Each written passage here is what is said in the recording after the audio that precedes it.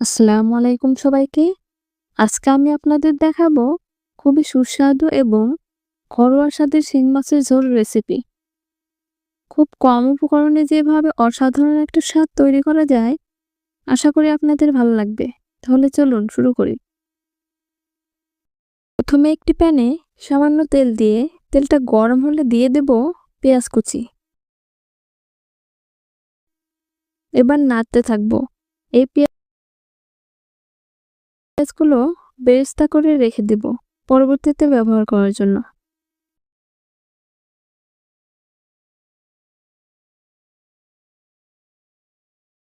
আর ওই তেলেই দিব হাফ কাপ পেঁয়াজ কুচি।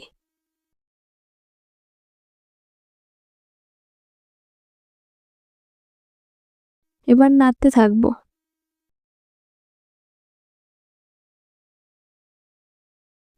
এই পর্যায়ে এসে দিয়ে দেব ১ টেবিল চামচ আদা রসুন বাটা।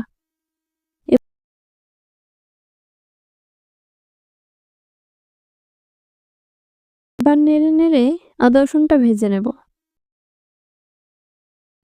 যেন গন্ধ না লাগে।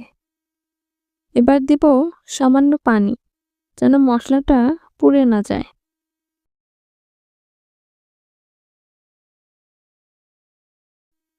এবার এখানে দিয়ে দিলাম ৩টা কাঁচামরিচ ফালি।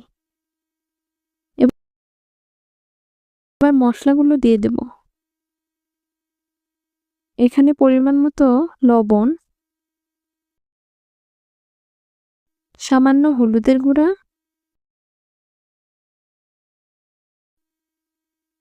হাফ টেবিল চামচ মরিচের গুঁড়া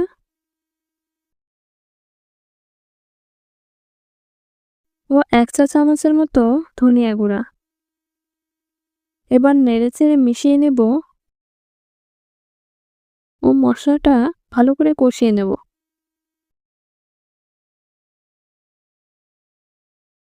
কষানো হয়ে গেলে দিয়ে দেব কেটে ধুয়ে পরিষ্কার করে রাখা শিং মাছ।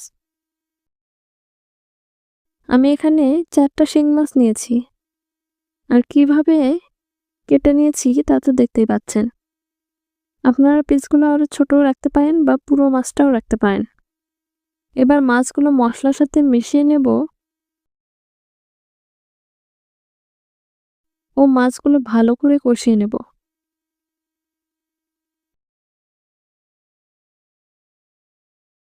মাঝে মাঝে ঝাঁকিয়ে নেব।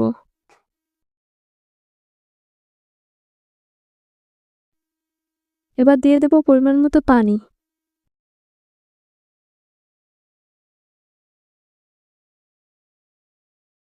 এবার নেড়েচেড়ে মিশিয়ে নেব ও দিয়ে দেব ভেজে রাখা পেঁয়াজ বেরেস্তা ও সামান্য জিরা গুঁড়া। এবার ঢাকনা দিয়ে ঢেকে দমে রেখে রান্না করে নেব ১০ মিনিট। ফিরে আসছি ১০ মিনিট পর। এবার ঢাকনা তুলে দিয়ে দেব আরও একটু পেঁয়াজ বেরেস্তা। এই পেঁয়াজ বেরেস্তা দেওয়ার ফলে এই শিং মাছ রান্নাটা খেতে দারুণ লাগে। এভাবে বাসায় একবার ট্রাই করে দেখতে পারেন।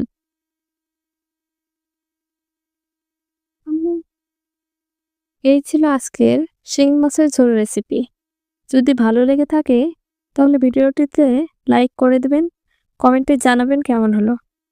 আর এমন আরও রেসিপি পেতে আমাদের চ্যানেলটি অবশ্যই সাবস্ক্রাইব করে পাশে থাকবেন। দেখা হবে পরের ভিডিওতে। আসসালামু আলাইকুম।